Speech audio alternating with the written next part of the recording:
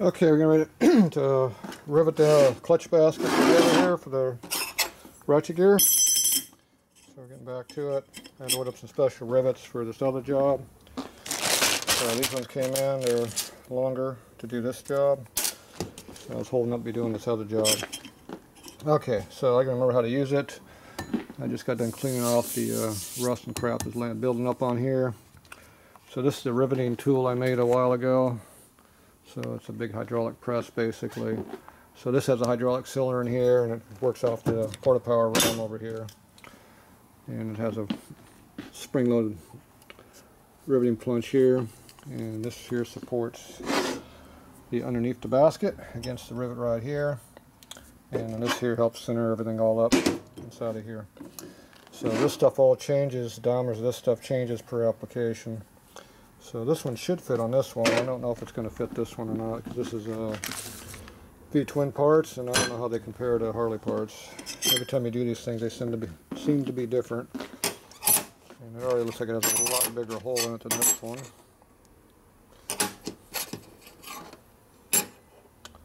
Yeah. So noticeably bigger, so that means I'll probably have to make a new part. Which would be this piece here. Alright, so this here all goes up over here, pivots off of that, keeps the clutch basket centered right up onto here where it needs to be, so you push it together correctly. Alright, let's see how this all works here. Need two hands for doing this.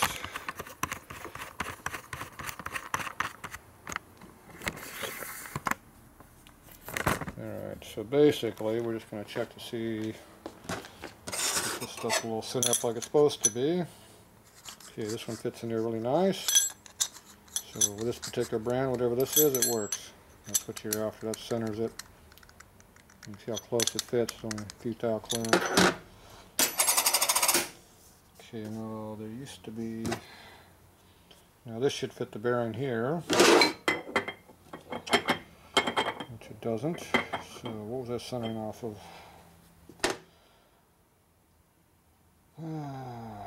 Don't remember. Yeah, it's about the bearing race. Yeah.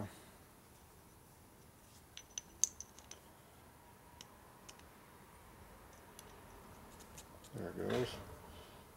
It's only got a couple thou clearance at most, and there's burrs on this new part, so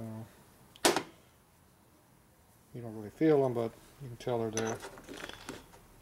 Okay, so this is going to go onto this.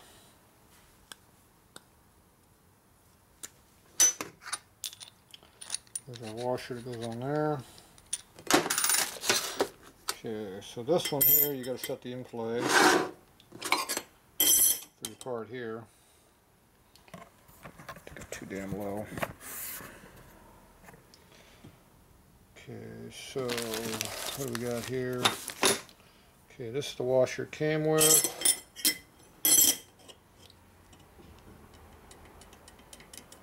Got a lot of in-play in it. You're only supposed to be 1 to 3 thou clearance to this washer. That's what centers the basket up in the bike. Okay, these were genuine Harley ones I found, and then this here's aftermarket stuff I found. Oh, we got one out.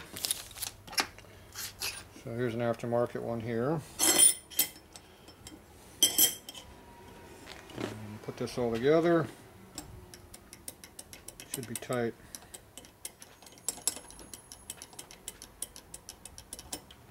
Appears to be going to have clearance like it should have it. This one feels loose.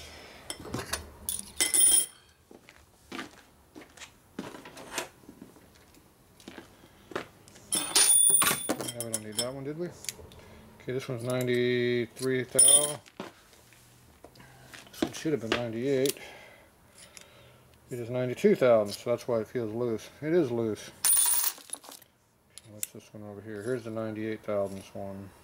Okay, this is the one we're looking for. This one here is way too small.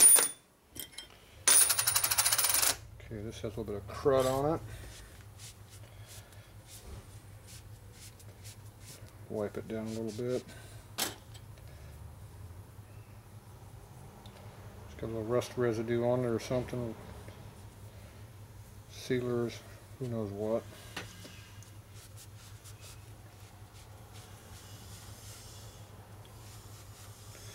Gotta get all that off. Stone.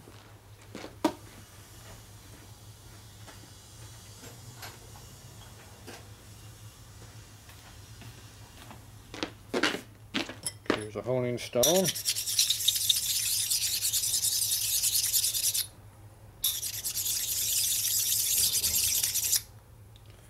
Knocks it down a little bit. Stone loads up, so you have to lube on it. So a little bit of CRC will do the trick.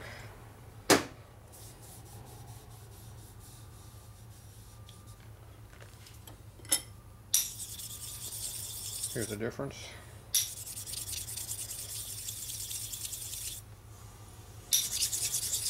Here's the high spots there.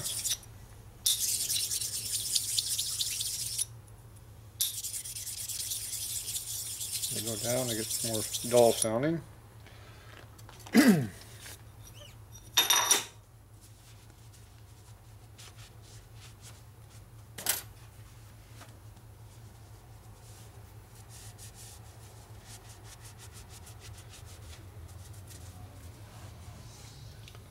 Okay, feels a lot flatter.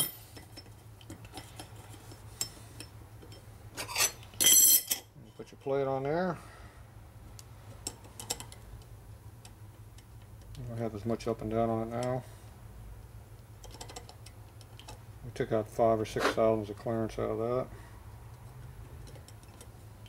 Feels pretty close.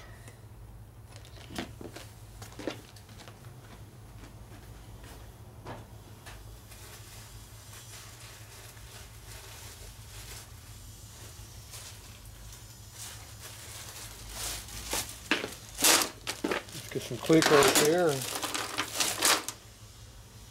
see if this thing, what it feels like under load. These are for sheet metal work.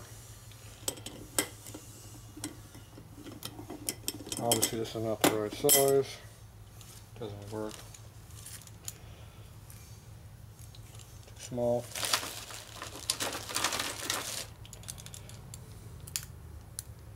That one looks a lot bigger. Oh yeah. That one doesn't fit in there. So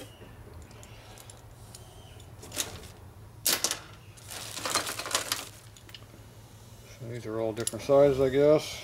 We probably don't have the one we need. Nope, it'd make it too easy if we had that. Alright, so that's not working.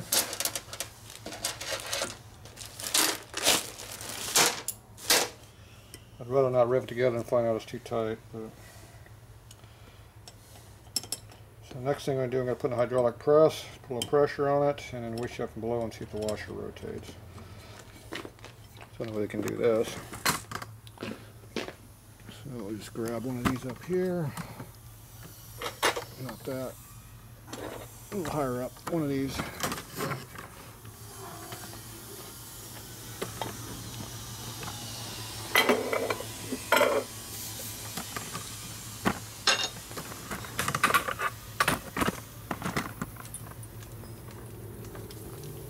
All right.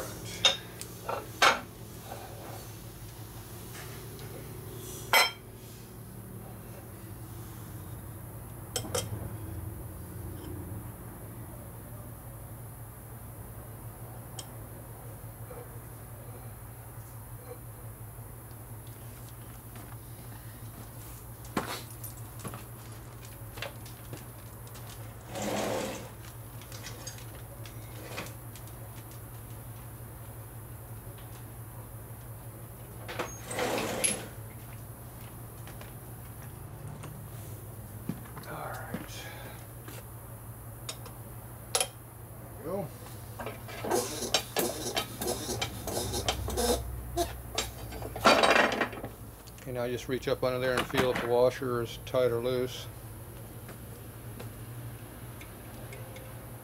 Okay, it moves.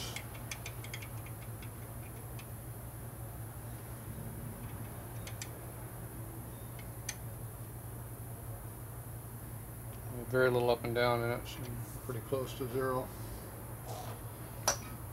Alright, so that'll work. So that means this combination of parts will fly.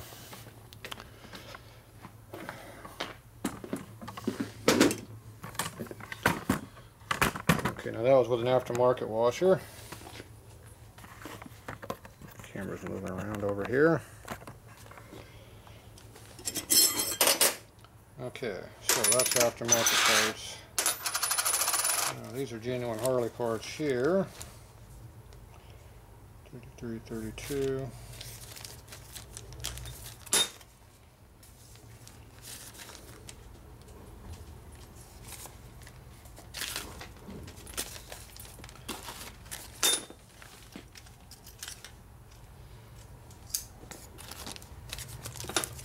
So we got 80s production and we got 70s production. Okay, this one here is 33. This is a little bit bigger than the other one.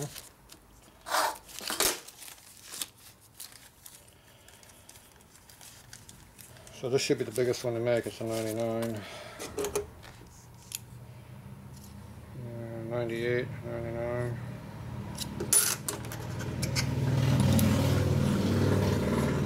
This one's 97.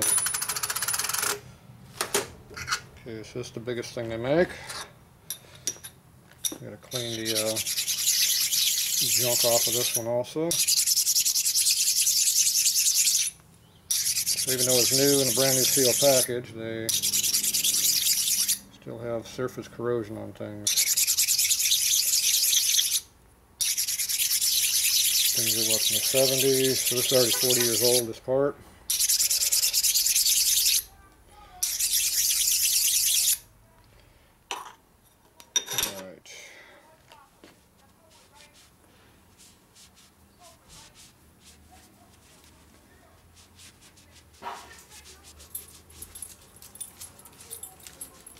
You scaring you out there, Scooby?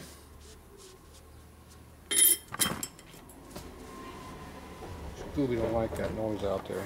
What are you doing down there, Scooby? Are you hiding down there? Hey, are you hiding? Are you hiding? Scooby's hiding. Did they scare you out there? Yeah, the bums are back there fighting. Scooby don't like bums fighting. Okay, now I'm going to go check this one more time. And see if this will still moves. If this one locks up, then we have to use a smaller one. What are you doing, Scooby? Look out.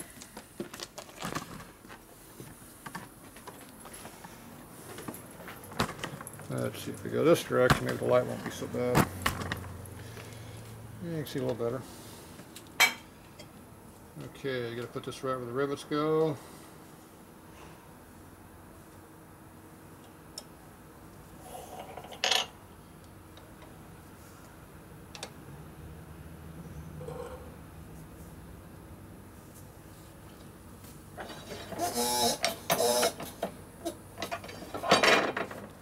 Okay, reach up in there on this one.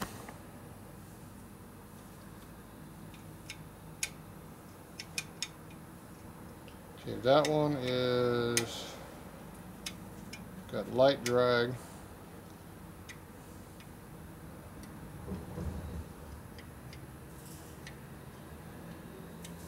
Yeah, so that's a little bit snug.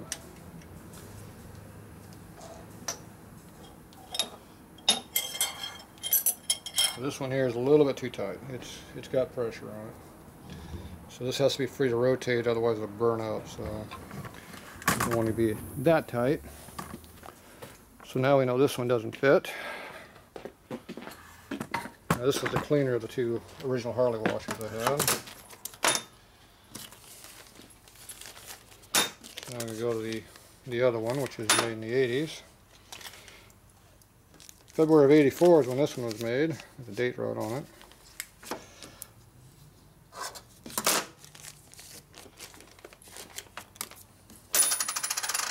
Rust absorbent material, or moisture. You can see how well it kept it from getting rusty. See, it's rusty. Okay. Do more CRC on there. Re-lube up our stone. Clean it off again.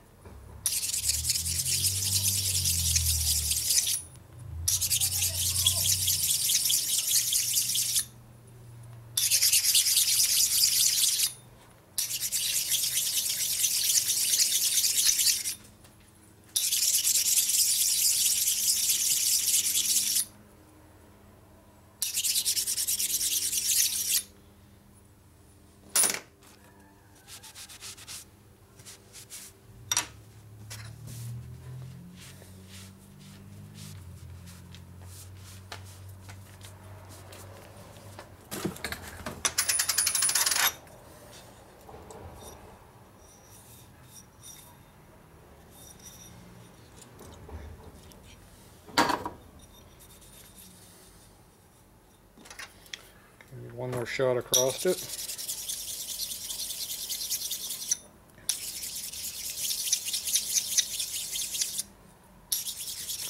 Use the flatter side of my stone here, which you can hear the difference on how it cuts.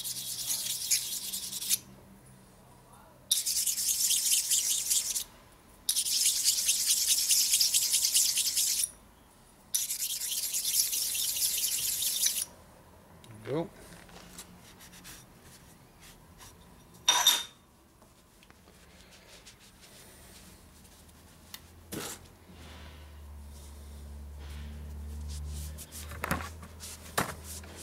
You banging the camera there, Scooby. Scooby's out there checking on the bum. What's out there, Scooby? What do you got? Who's out there? Did they leave? Yeah, they left. Okay, go back over here. Okay, now let's see how this one fits. This should be the same size as the first one we did, which is a little bit tighter. Should be anyway. And not so tighter, excuse me. Should be a little bit looser.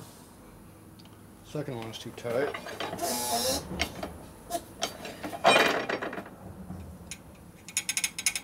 This one's free floating here and there, floating around.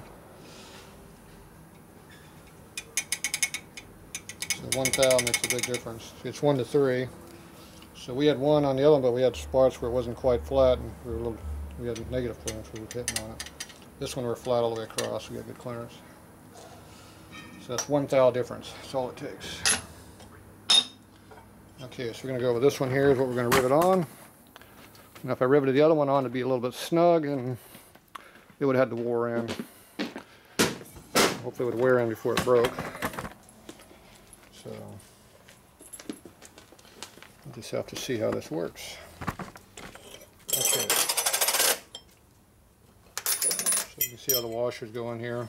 This has a roll pin in here. Basically locks in this washer here. Like that. And we put the one we're going to use in there. And we put this in there.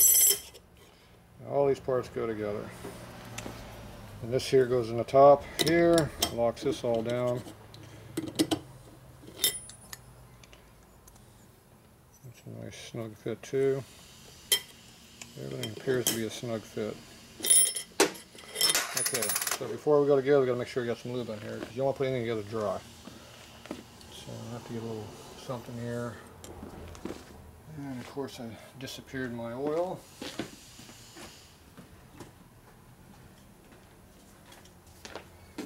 A big bottle of oil here. Good stuff. Usually I don't use this one, so I'm going to put this here in the bearing.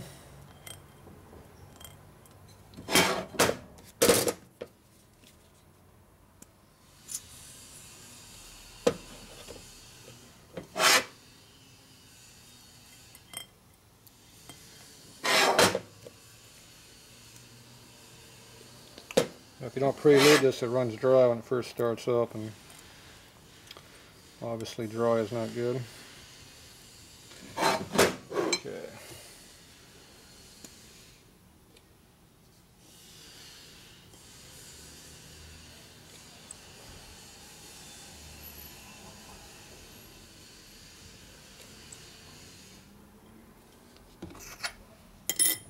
washer in there.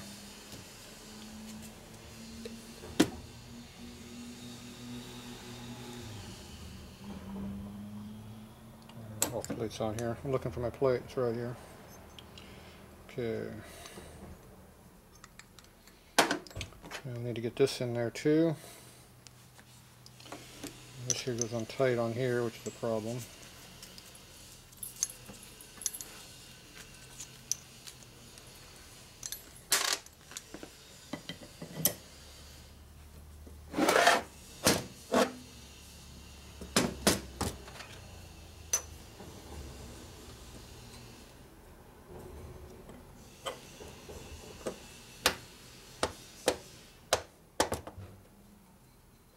Okay. So everything's in there. This is being held center now, so this plate can't move off center. So that means when the ratchet gear is assembled on here, it'll be concentric and work like it's supposed to, not offset, and be a problem. Okay. So now we just got to put our rivets in here. Let me try riveting them. Now the rivets go in backwards. The head goes in this taper, not this taper. So these are the factory size rivets.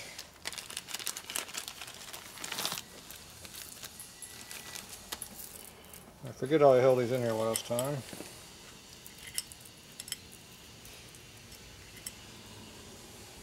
I don't think I did hold them in there last time.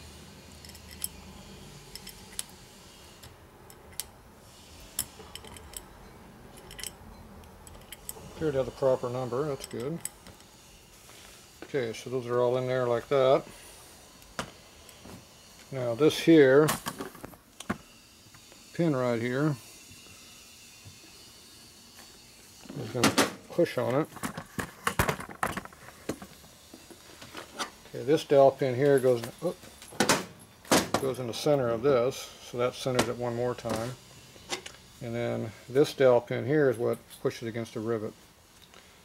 And it's supposed to be set to the right depth to hit that, but this one looks like it's deeper than what it's supposed to be. So that's a little bit of a problem. I don't know why those are cut so deep. They shouldn't be that deep. Okay, so whoop. Now I'm going to measure to see how deep these things are, because that's probably going to be a problem. Okay, we're at 68 thousandths, and how much is this sticking up? Sticking up 50 thou, 1 thou, so we're 30 thou different. So, that means I need to make a new rivet, because this one's different. Let's see, these are all variables. See, that one's 61, 63 deep. 66 deep, 61. Now they come up with that one was at 80. I must have been on top of a little titty or something. There's 66.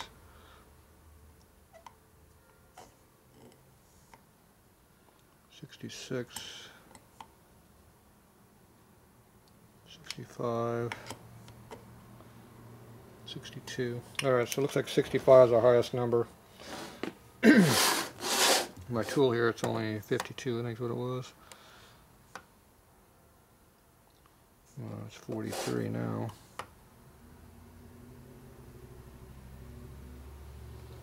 45. So I'm 20 thou down. Either way, I'm still short. So I need to get this pin longer. So I thought I made some extra parts, but I don't see them here. So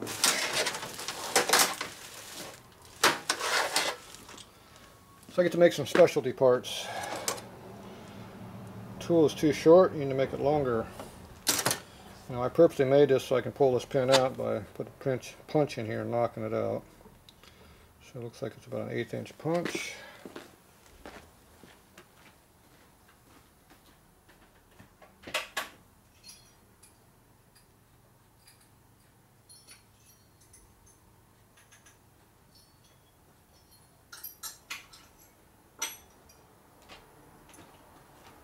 Okay.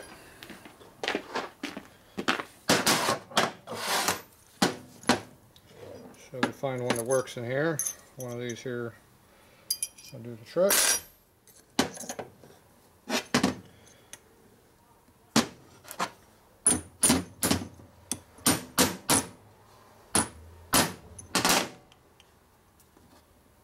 Not exactly coming out easy.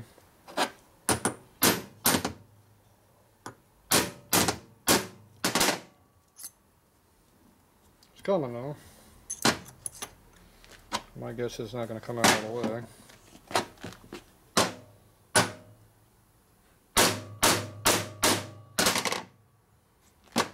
Okay, as far as that's going to go, pin's still not out enough to get it out yet. This is bottomed out.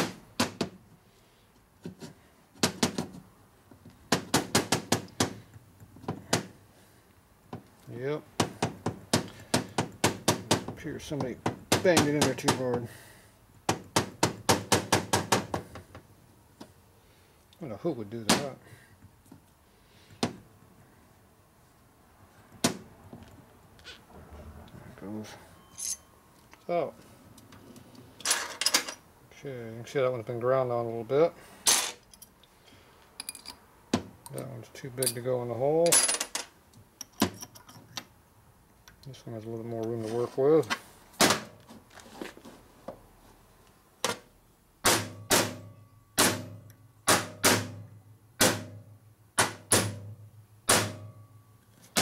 Just bottomed out.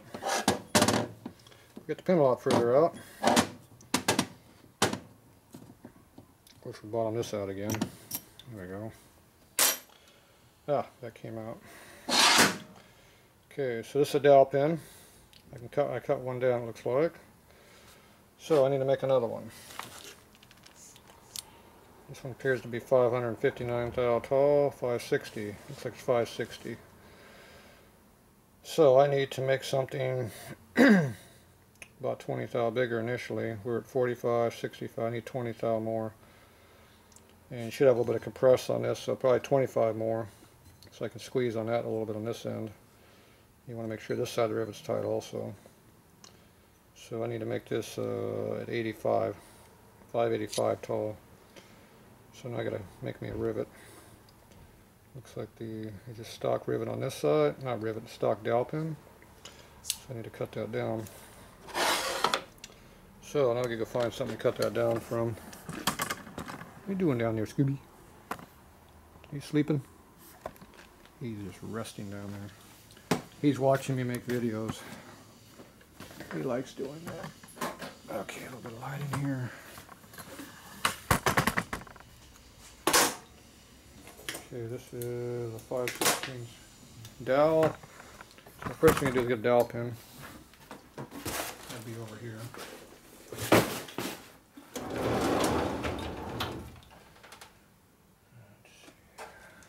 Dowel pin right here. Look at that, just what we need. Okay, perfect. We'll trim that down a little bit to match. Okay, looks like that's the same cut. It's got a little more of a radius on this end here than the other side.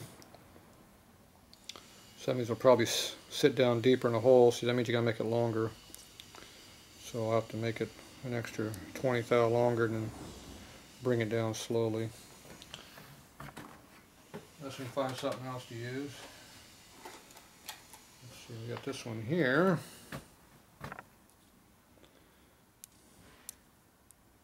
Yeah, looks to be even worse. Okay, so we'll go with this one. That's why you gotta have a couple different parts around here to make stuff from. So these are all the different dowel pins, different lengths. See, it's like those rivets. Every time I need another rivet, I had to wait another week to get parts. I have dowel pins. I didn't have rivets in stock. So that's what slows up the job when you don't have the parts. Gotta have inventory to work. Okay, so now I get to do some custom machining again. Okay. So this one's how much? It's 560. This one's 5/8 right now. A little over 5/8, 633. So we gotta trim this down a little bit. If we're lucky, my 6-jaw chuck will go down this small. If not lucky, I have to take out 3 jaws.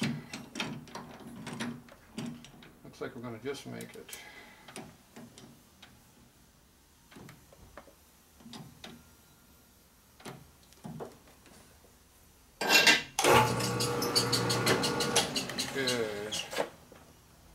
Now we're going to take a nice crappy insert.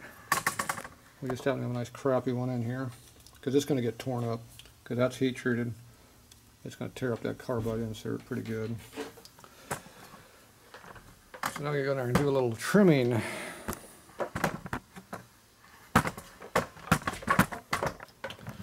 To see how that works out. We're not sure how much we got to cut. We know we got to cut a little bit.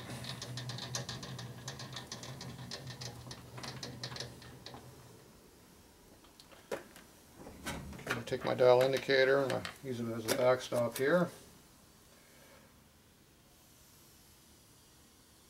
Zero that out. Get off the side of that a little bit.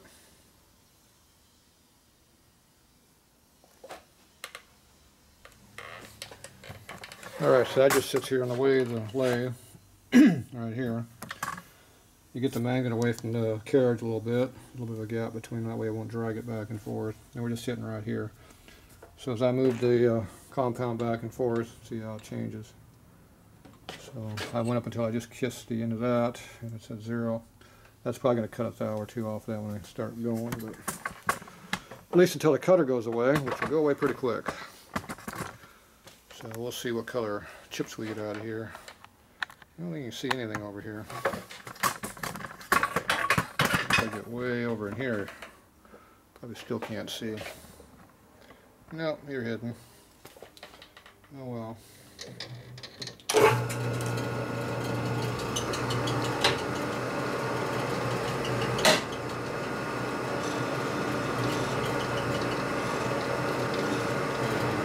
First thing is new 0, move back a little bit.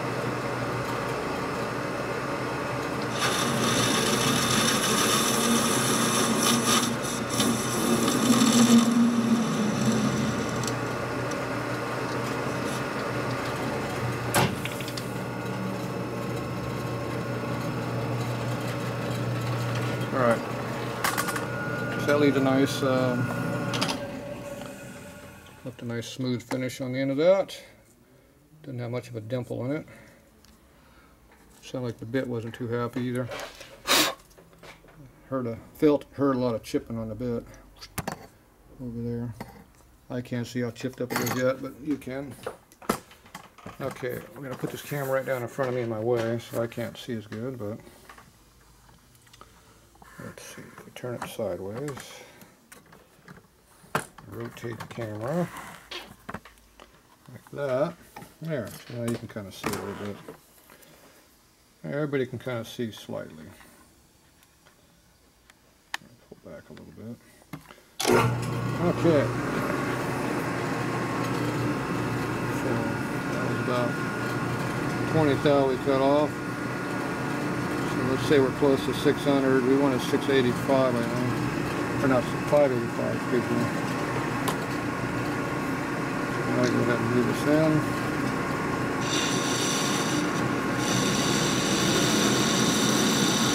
The dowel pin appears to be a little soft.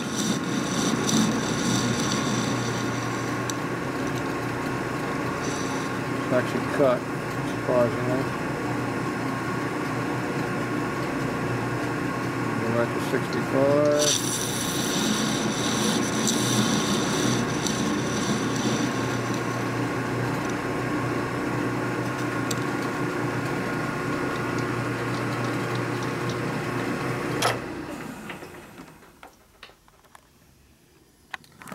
Okay, so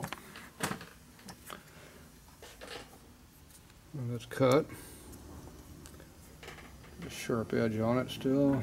Let's see, this one I deburred, I think, a little bit. Yes. Technically that still has a deburred edge on it, but not a very good one. Okay, so now we got that set.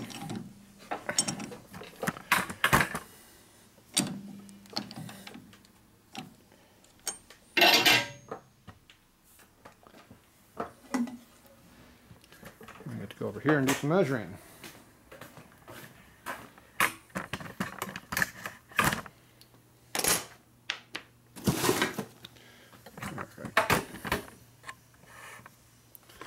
Camera's in the wrong spot. Oop. Okay, so now the measure, see what we got. Okay, 560 is what we started with. We're at 602. Okay, so we're slightly long, but we don't know how much too long we are yet. Scooby.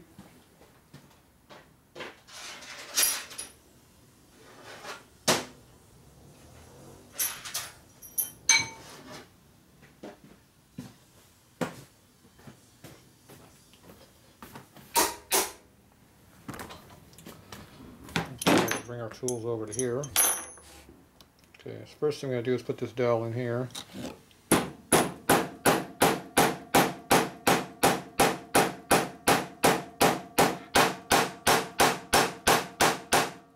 it's all the way down here. Solid. Okay, now you measure it. We're 93 thousandths, roughly. No, about 88, 86, 88.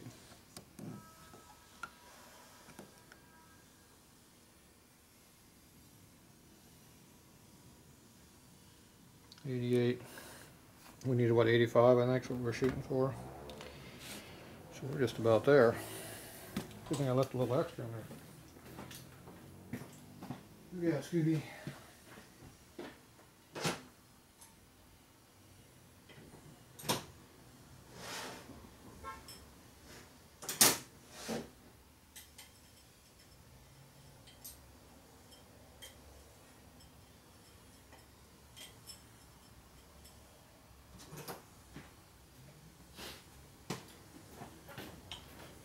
Alright, everything's coming over here, it looks like, so I'm gonna do some work. Okay. Now I gotta measure what we got for depth again.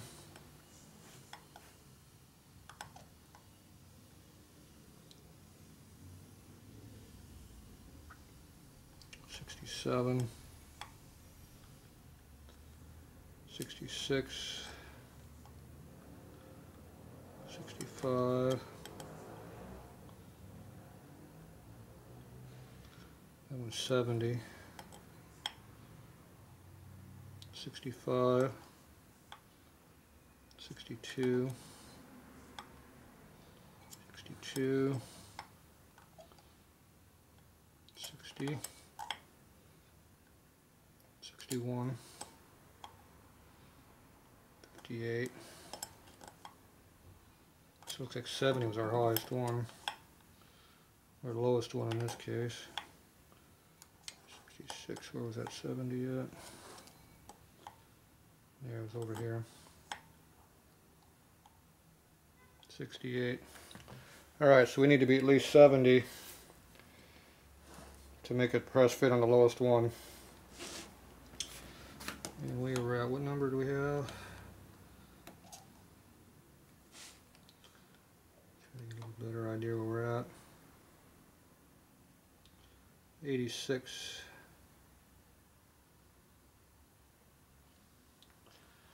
We want 70, we want to be at like 72 at least. That gives a couple thou more than the deepest one. So we got 80, so that's 15 thou we got to take off. Let's measure this a couple times. 85, 86. 87. So yeah, so we got to take off 15. 15 would put us at 86, 76, put us at 71, 72. I thought I got enough sleep last night to add my head, but can't seem to think straight on today. So we're at 85 right now, 0.085. And we need at least 72, 0.072. 13 thousandths got to come off.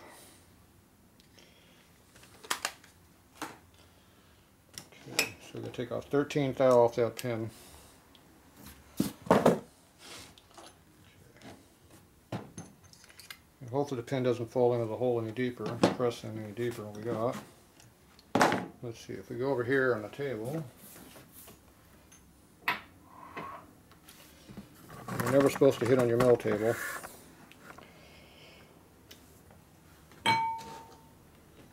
It's a good thing I never hit on my mill table.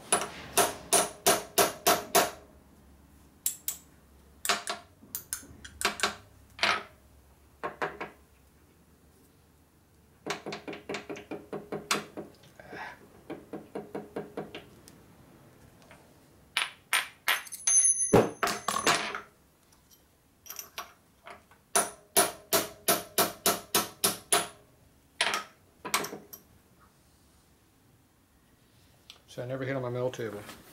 I hit on the punch on the mill table, it's different. Okay, so we got to turn this down a little bit now. Okay, we have what, 13 to go. So we're at 603, 602, 6015, 601, 602. Depends on where you're at on this caliper. Alright, well, you call it 602, whatever number you want. 601. 601 seems to be a good number right today. Right there. It's repeating at 601. Okay, so 601, we got to take off 13. So that means you take off 12. So it goes down to 88. So this needs to be 88 tall, 588 in length when we're done. Unless we screw up. We have a very good chance of screwing things up around here. So what we're going to do is we're going to take this down a couple cuts. First thing we're going to do is put in a lathe. Try to drop the camera. Okay, so now we're going to go over here. Try to screw this up.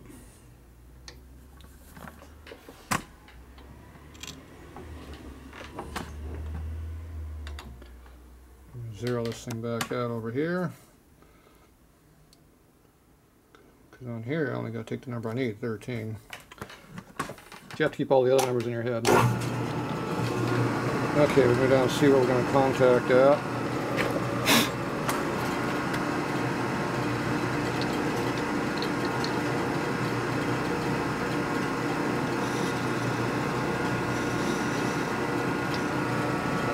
We're about one under. Zero it. We'll take off 13. Take off 10 first shot.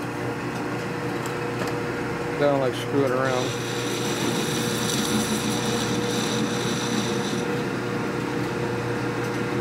Have to hold the table here.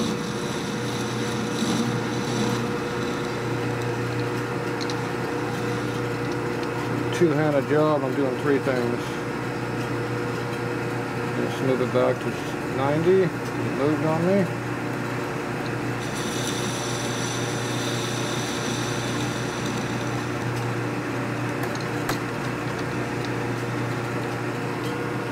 And go to 91. There, that'll be 11 thousandths.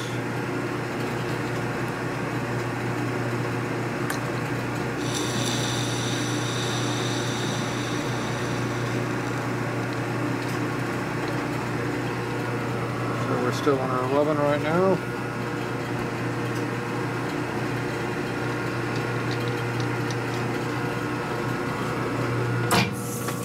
Looks like we developed a little bit of a titty. Yep. That's because the cutter's breaking away. Yep, it has a nice titty on there now. It kind of screws everything all up. Gonna have to fix that. Try to fix it anyway by hand here. Let's go see if we can do that again.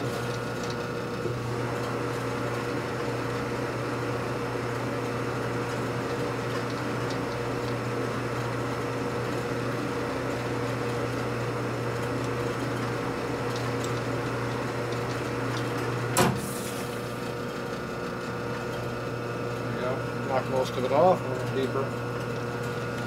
Went to a different part of the cutter, wasn't broken away.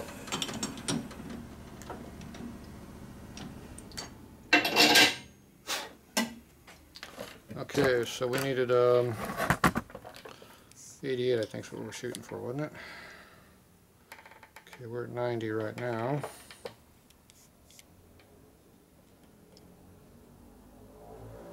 There's 590. Okay, let's go check it in the machine. A little bit of a sharp edge here too, I don't like. We should knock that down a little bit. At least attempt to.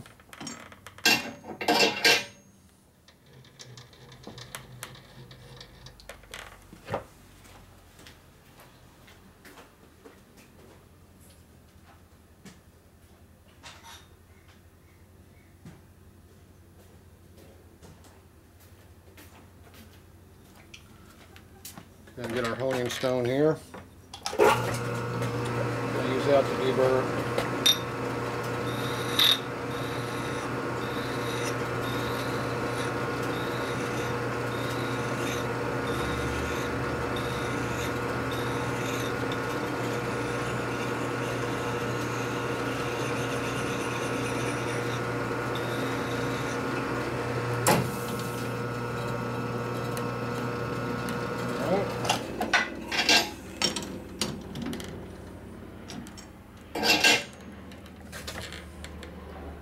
Took that sharp edge off of there. I'm going to go beat on it, see what it feels like over here. Bring our caliper with us. We're going to need it.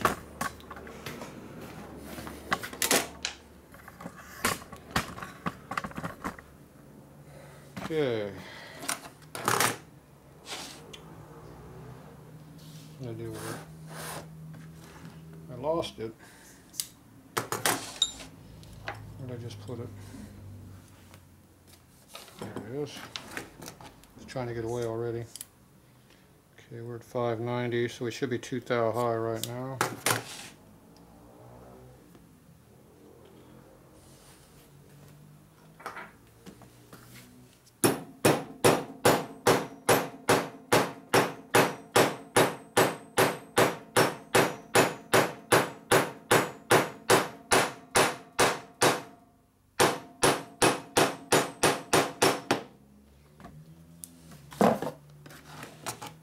Okay, now we measure it. We need to be at least 70, above 70, preferably 72. We're at 73 and a half, 74.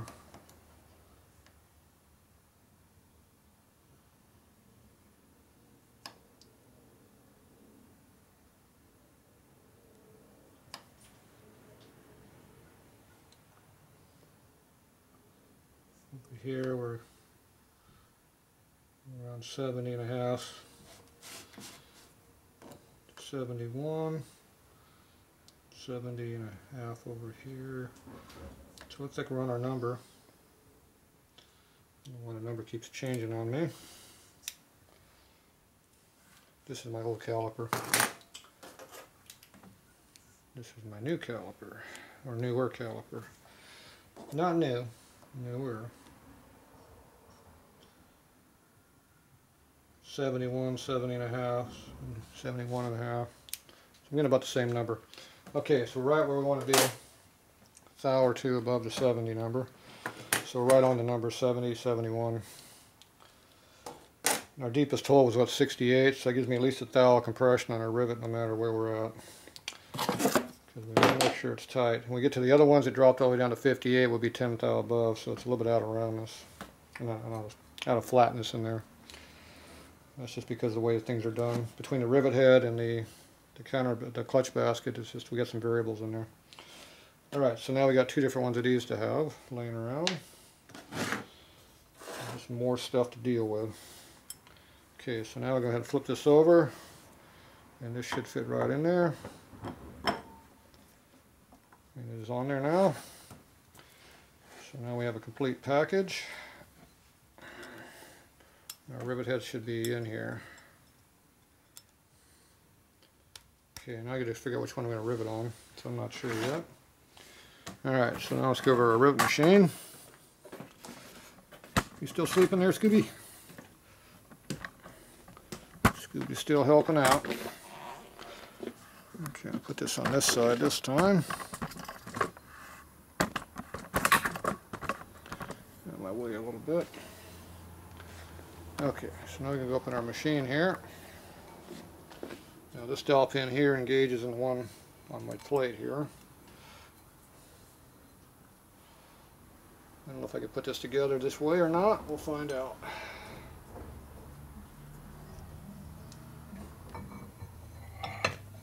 Should be able just to get it in here, I would think. I have access to it anyway, which I don't. Okay, somewhere in there is the sweet spot.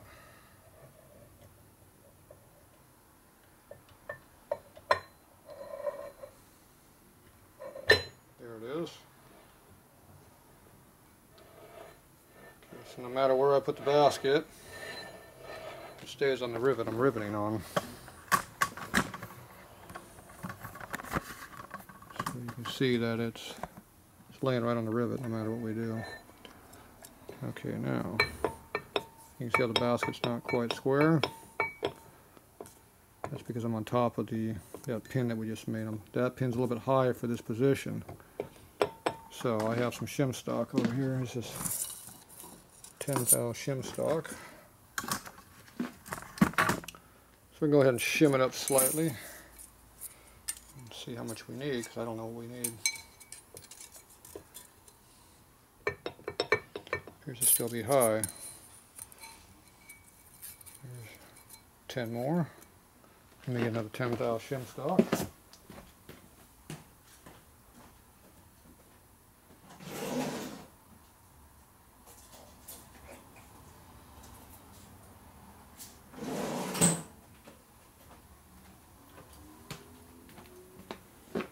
Okay, here's another 10. So that gives us 20.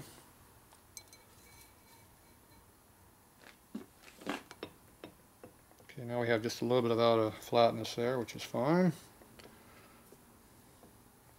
We don't have a large amount of rock, we only want just a little bit. That way we know we're pushing on the rivet. You know, all the pressure's on that pin on the head of the rivet, so when I squeeze the rivet down, we'll be alright. Okay, you can see how this plate's moving up and down a little bit. Now this spring here is supposed to come down and nail that, but I have to hold it down first.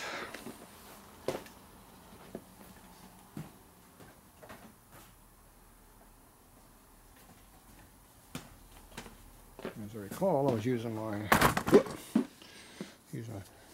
toe kicker on the camera is what I was using. This is a lathe stop. Quill stop. So as I recall, I was just putting this onto here to put tension on that spring. Easier said than done. Come on. You damn thing. Pushing the spring down, the damn other piece is coming down, not helping. You can't see anything. So I got to try to compress this thing down. This plate's not where it belongs either. Something is out of whack in here because it's not in there where it's supposed to be. Okay, let me pull this all apart, find out what the problem is.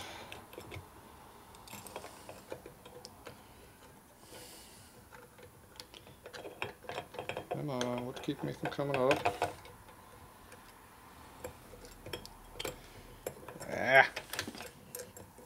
It's a tight-fitting bushing under there.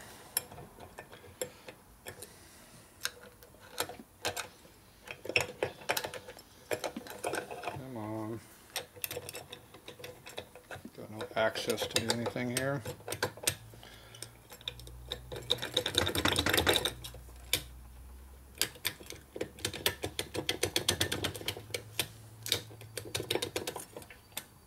There it goes. Okay, what's the hold up here? I think this washer came out of the dowel pin was the problem. I guess.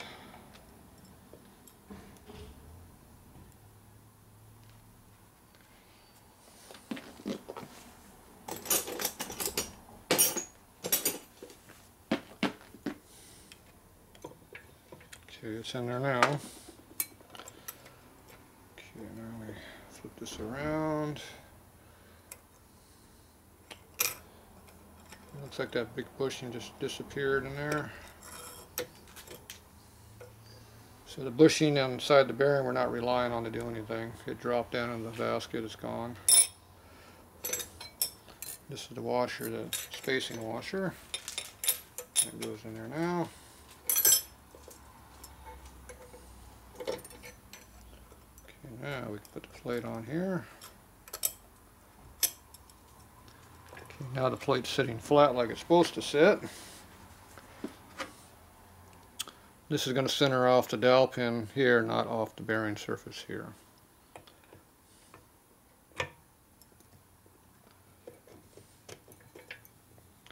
But we do have an option doing all two. Both, we can have three things working if we want to, if I had the sleeve back up in there, but right now we don't have it up in there. Okay, so now the plate's sitting flat. Before it was sitting up in the air a little bit. We're losing our shimming here. Okay, put that back where it belongs. Probably should have that deeper in there. These are damaged shims here, so I can't just shove them in there.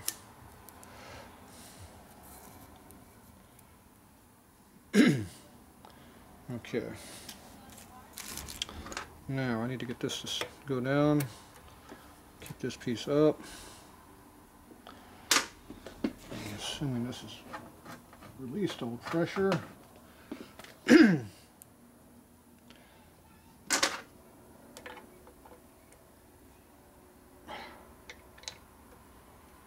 can't get down enough to do it. All right.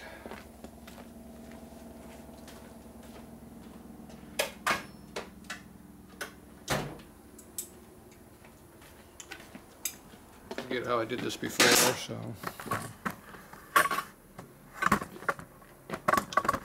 you do one of these every couple years, year or 2 years apart. You kind of forget how you did it. I know this got to go in there. Okay, I'm going to try to pull a spring down with a pair of pliers and keep the other one up in the air. Damn it. So close.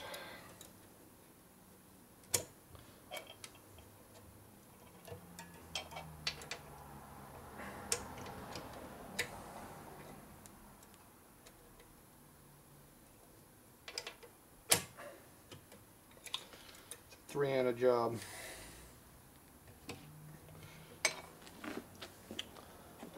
It's not working.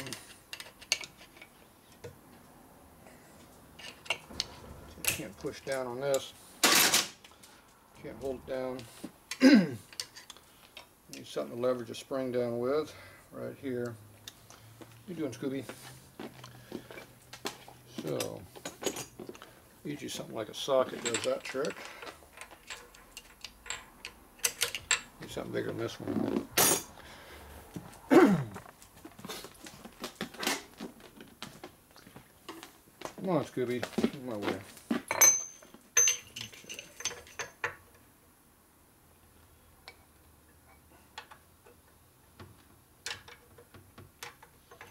Okay. One of my problems, I didn't have the spring where it belonged. There we go. That helped a lot, getting the spring out of the way. Okay, I think we're good to go now.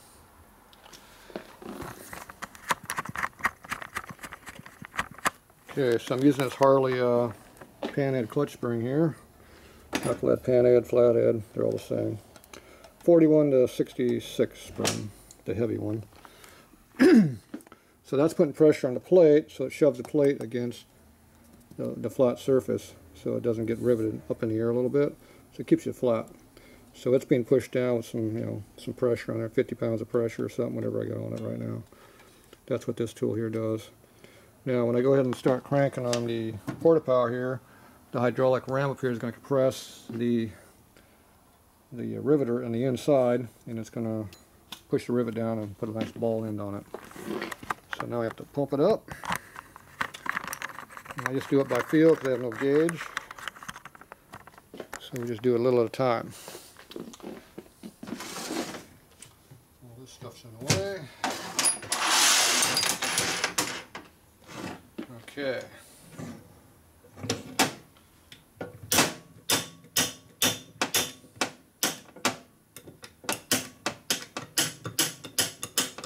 appear to have no oil in the system now. It all leaked out, I guess. Yeah. We have no hydraulic action going on. So that means all the oil I had in there leaked out. Oh, there it goes. Yeah, we got enough. Okay, so now it's going down right now.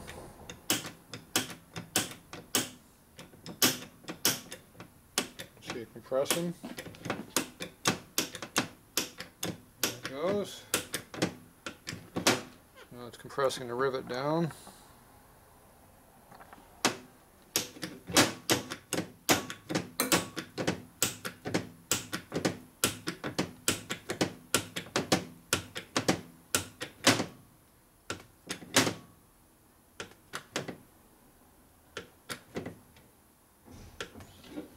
Got a lot of leakage.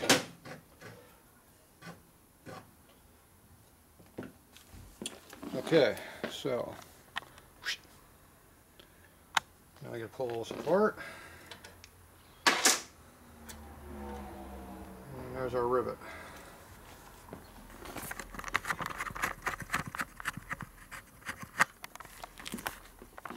Well, there's the rivet, all squeezed down there where it belongs. But it doesn't look like it went down deep enough. It needs more pressure. So it's not all the way down. It's sticking up too high. It's supposed to be only a few thou above the surface of this, and it's not. So it needs to go down deeper. But before I force any deeper, I'm going to go to the other side over here and get one out on the other side. Usually do like a third. My hydraulic cylinder is leaking quite a bit of fluid, it feels like. It's hard to get pressure on the ram. Alright, so I'm going to go ahead and we're going to lift this thing up and move it a little bit.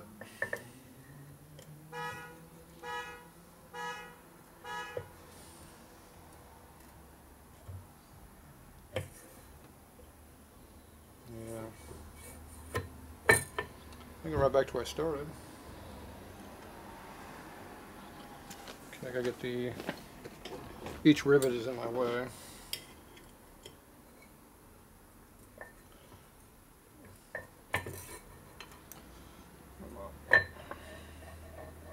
Well, that ain't what I want to do.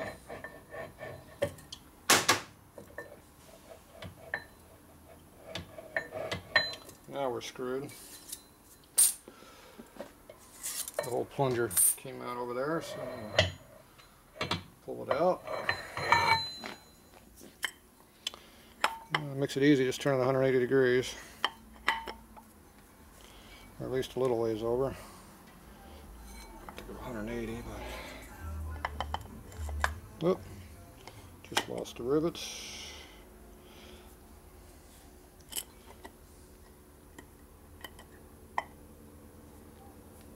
Okay, rivets are back in. There's the bearing race we're not using now. Okay, reinstall this.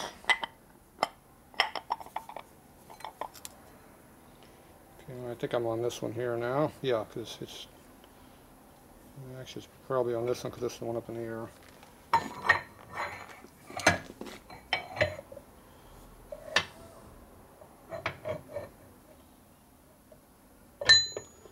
There we go. I got to work a system out for doing this.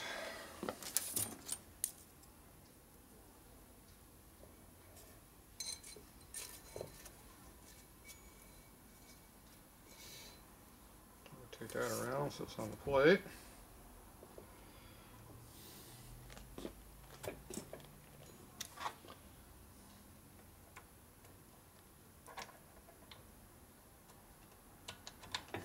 we go. See, before I had to spring on top of the rivet up here and I couldn't get the darn piece in. Now I get in there a little easier.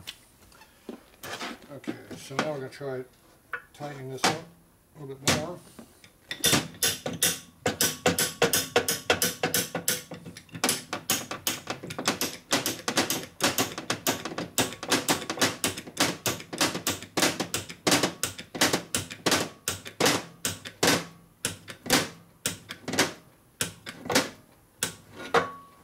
Okay, that's enough.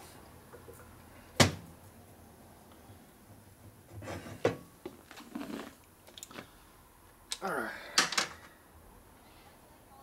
A little bit lower. Still sticking up a little ways though.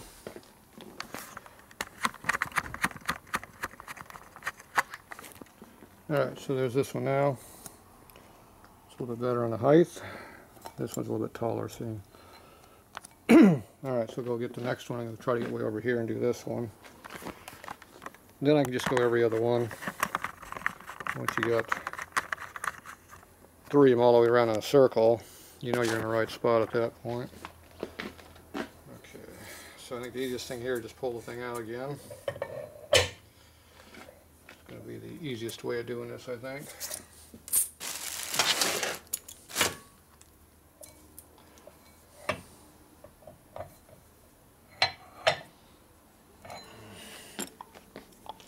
Okay, I need to go to right over here. So you know the pin's right where this hole is here. So just rotate it to wherever you want it to be. Right there is a good spot. So I'm going to go to this rivet right here.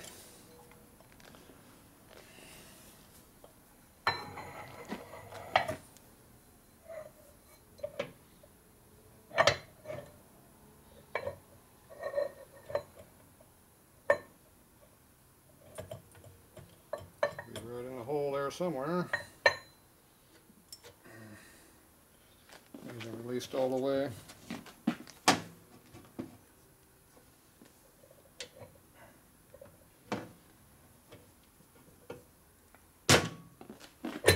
There we go. Okay, those in there.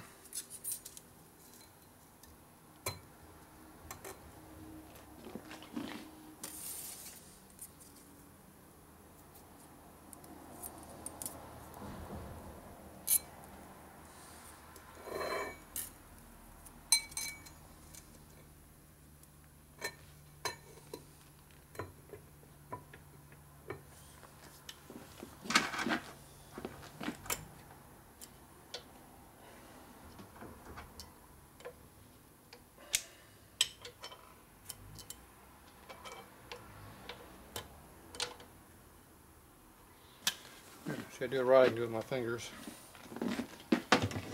Okay.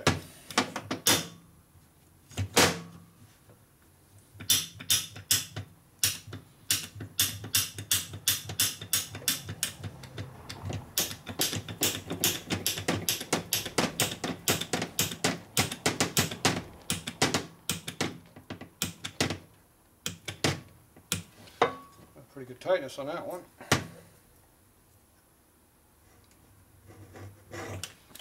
I feel like I have more pressure that time. Height looks good. Okay, what's our height at here?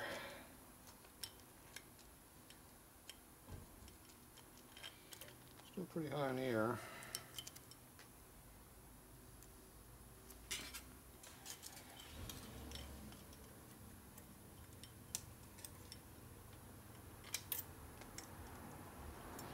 Definitely lower than the other two. Okay.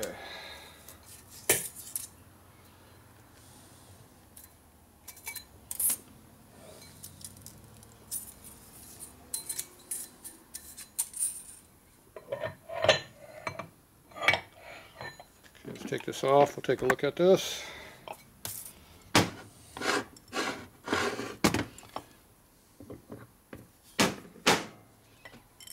See what the rivets look like from this side. Which one did I do? Okay, this one here is the one I riveted. Looks the same as the one next to it, which I haven't done yet, but it's in there.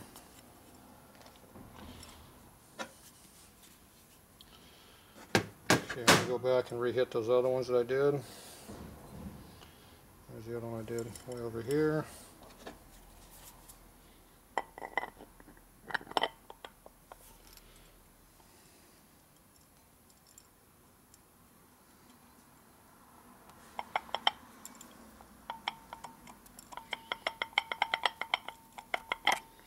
See how you can pull this out.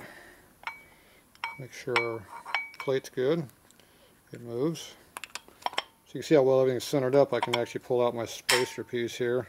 Even though it's got a light press on it, it comes out. Okay, I'm going to re-rivet this one. Make sure it's in there good.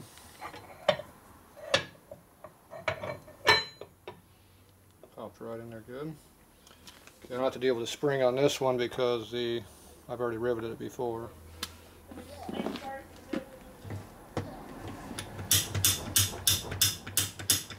This one's going to allow us to see what's happening over here. Get it up where you can see it. Okay, now I got a good view of it because I don't have the spring in the way. Oh, I didn't put this up in the air.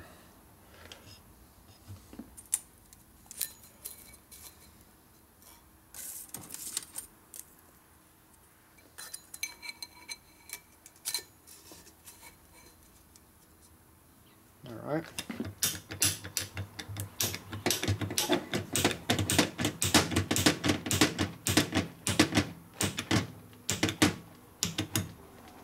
Okay, we got good pressure on it.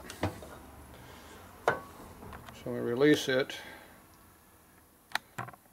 you can watch this whole thing move up. Ready? Pop up.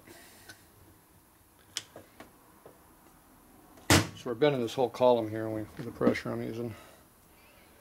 Okay, that looks really good. That got down there nice and flat now, like it should be. I like that one. That one got down there really good. Okay, I'm gonna go back and hit all these, the other three I just did. But so I have no quick way of doing this. I have to pull this thing apart each time I do this. How's my height on that rivet? Yeah, it definitely feels pretty good. Go back over here and do this one. Which one is it? Straight up and down.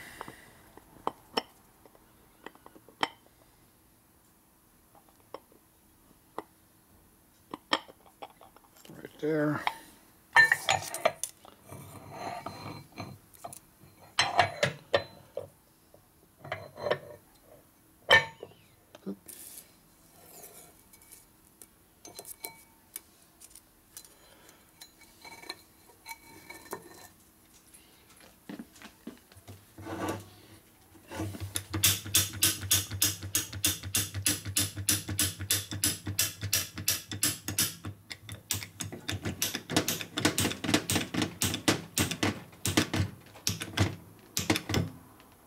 Okay.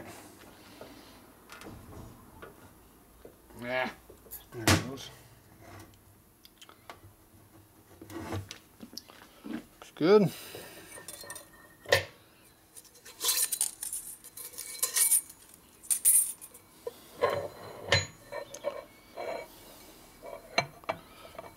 Just go back to the first one we did over here, and the second one, whichever one it was.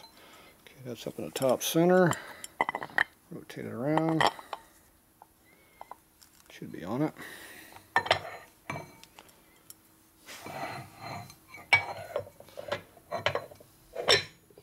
you know you wouldn't be on it if it didn't line up, so it's kind of a foolproof design because everything's on concentric. Can't be off. It's the beauty of the system. Okay.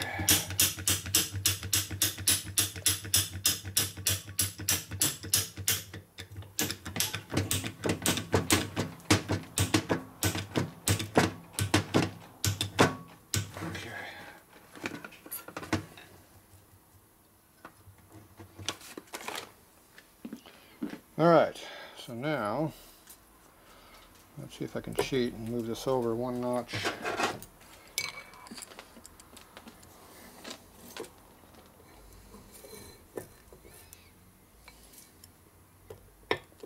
think it'll let me do that.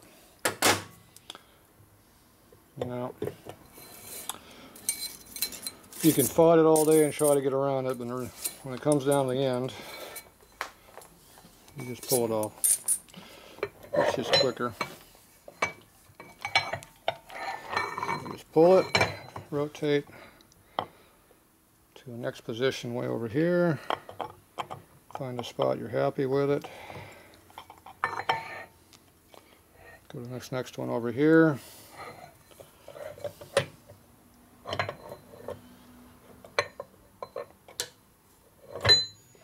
There you go.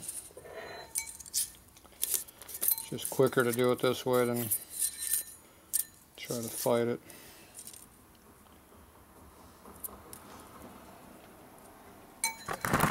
Scooby, you helping down there? Scooby's helping down here. What are you looking for? What? He just wants to bother me. Okay, back over to what we're working on. Okay, now we got to use a spring on it.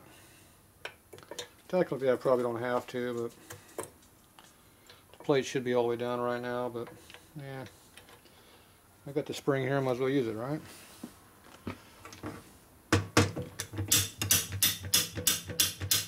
Now obviously as the spring goes down, you start putting hundreds of pounds of pressure on it, or at least 100 pounds worth.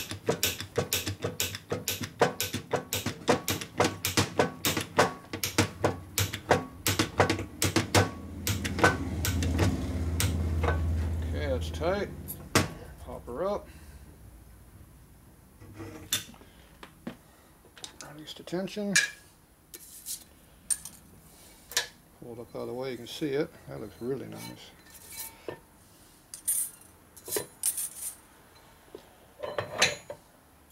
Ooh, that's below the surface now, or at least flush. It's supposed to be 15 thou or 20, 30 thou below the surface, something like that. So we're in the right spot, I think, but anyway. Okay, so now I need to find another pair to do, so I'm not sure where I left off at. So we have to lift this thing up. Okay, this is where I left off, way over here.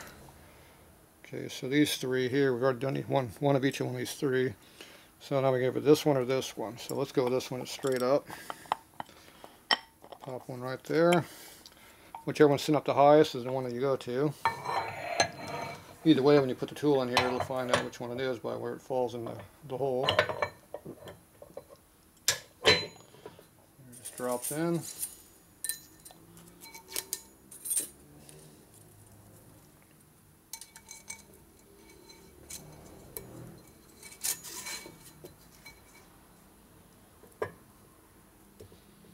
Okay, now this one here is a lot deeper of a hole. So we don't have that rattle like we had. So I'm going to take out one of these shims.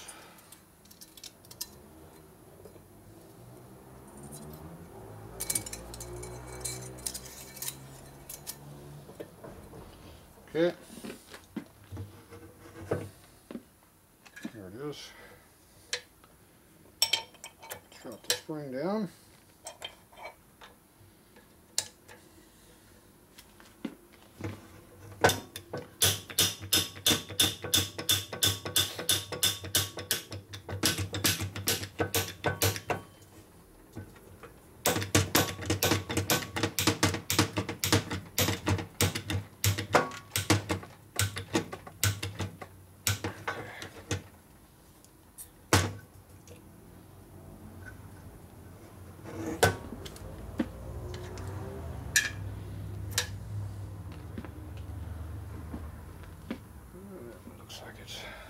here a little higher maybe, I'm not sure. There's my scale at. That looks pretty high. Yeah, they're all up there a little bit.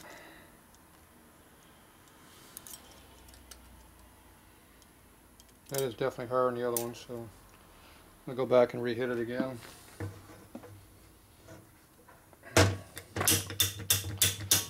If in doubt, do it twice.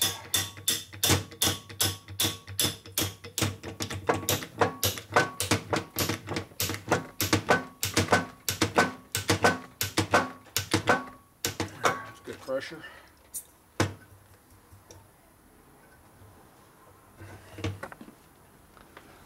Looks like it's a little bit better. It's still pretty high, but oh well. Okay.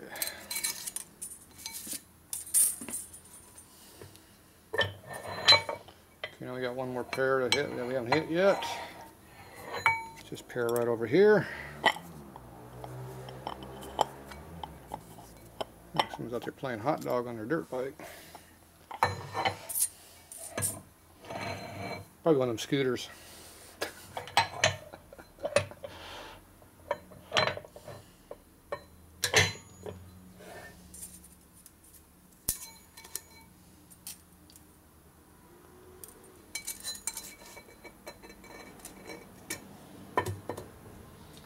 Okay.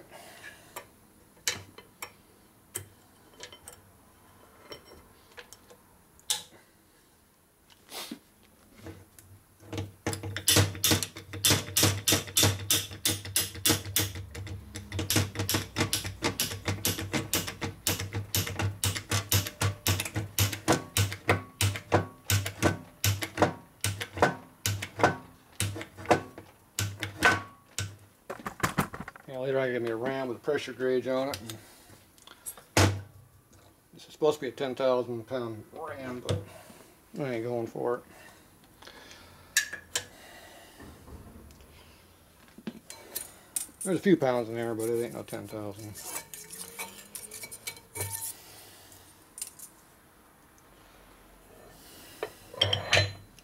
Okay, now we got one of all all positions.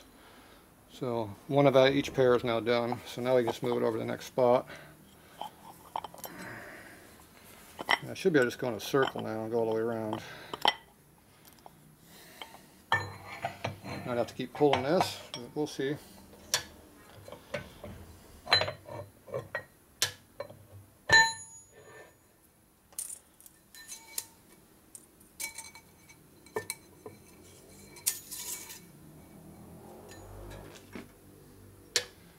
I don't need a spring anymore because every one of these is compressed now. It's got a rivet right next to it, so it's all the way down flat. Now we can see what's happening. So there's a full fat rivet right there.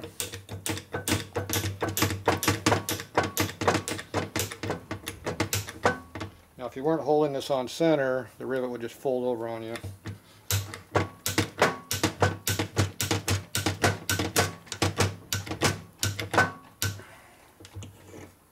Get out of that one.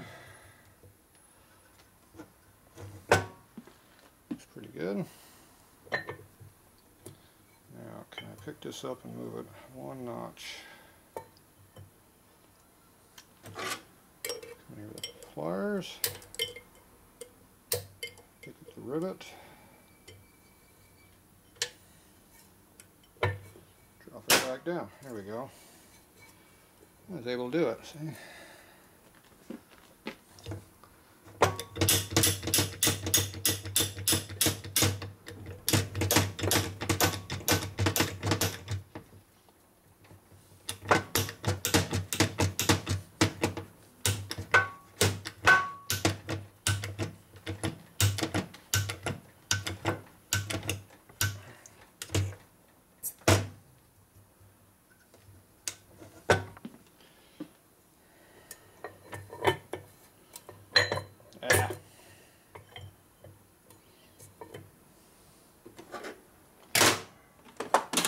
Use a pair of dikes, it'll probably work a little easier.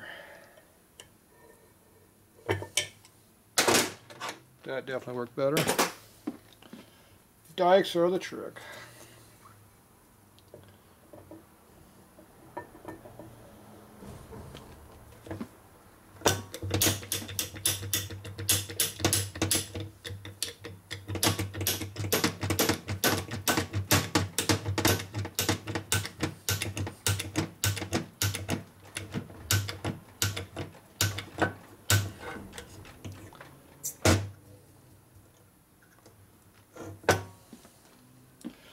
My wrists are getting to work out.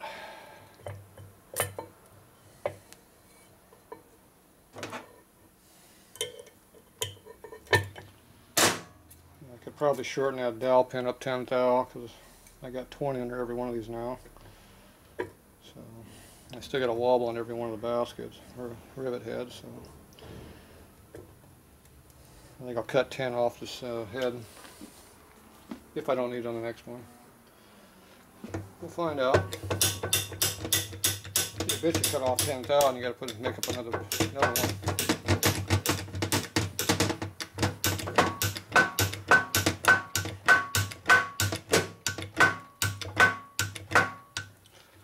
All right. Got a pretty good compression on the back of this machine here. See how much it flexes back when I open this thing up. Can't get this back far enough to see. There we go. You got my view.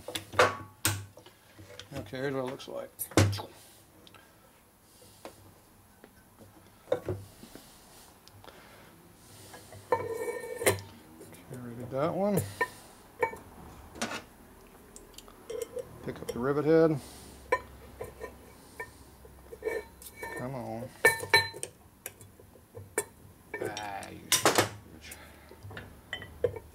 Half over. Now pick it up. Drops in, golden.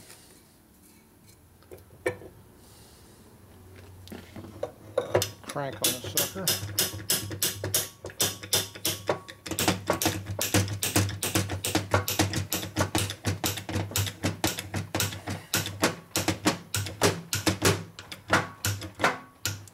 Tight and spring it. Spring's a good 1/4 inch at least. Get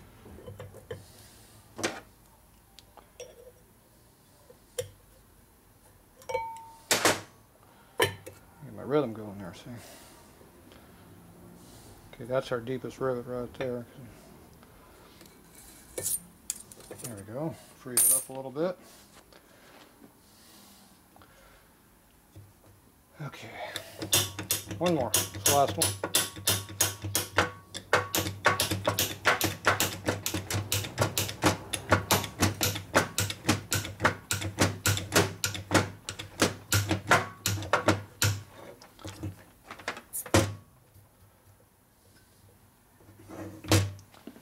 Okay, that should be all of them.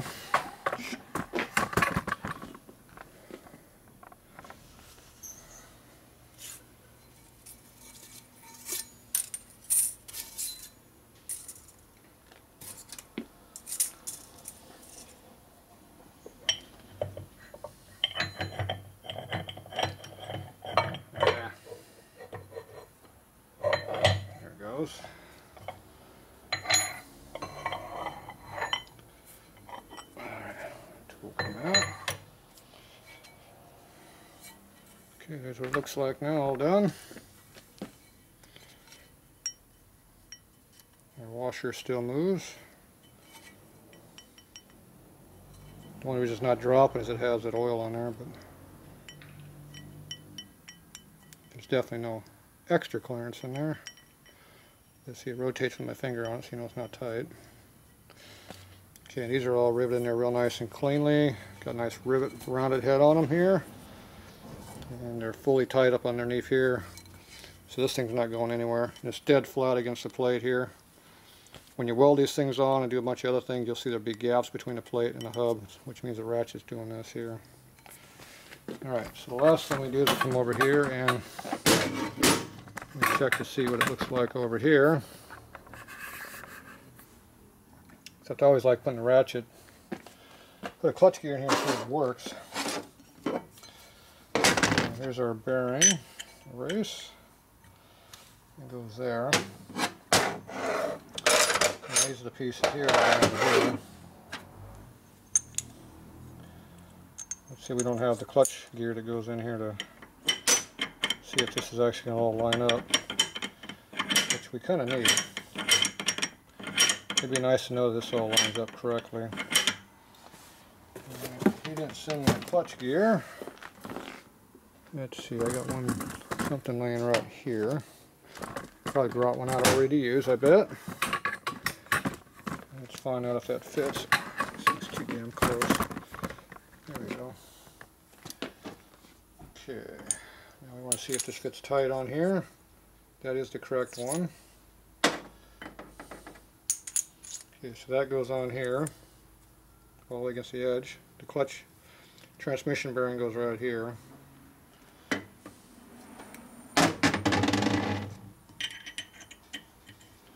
Bearing race in there. The gear goes in through here. Push the bearing inner race all the way in. And this is what you want to see as this all works. You got room to spin, and you got room to engage and disengage. And it all there's no binding. No matter where you put this thing, it goes in. See, that's what you want to see. No binding of any type. So it's free to drop in wherever it goes. Wherever it wants to drop into, it drops in. See, that's what you're after. Nice even contact, no binding, and plenty of release that you don't have to worry about hitting on anything. So. I don't know why they want these rivets cut so close to the edge, because there's nothing here to hit against. This is it. That's just what they call for. Maybe there's something on the trap door over here, but I don't think there is. Might be the big gear. Well, the big gear would be in here, but you still got a ton of clearance on the large gear that goes in here. So that thing could probably stick up 1/8 of an inch. It wouldn't hurt anything. All right, so this one's good to go. So it's all in there like it's supposed to be. And if you tighten this down right in here, you should have very little clutch rattle back and forth like this. It'd be almost none. That's what you're after. Oop, there you go. I was spinning until I engaged my fingers under here, and it stops. See? Alright, so that's how they're all supposed to go. So this one's all good to go. We're going to ship this back to the customer. And I honed this out to go in there nicely. It's a nice snug fit. See, there's very little rattle to it. Whereas the V-twin one over here, this is their brand new one here, and you can see how loose it is. It's got double the clearance what mine does. So this will wear out. You'll have twice this clearance probably in 50 miles.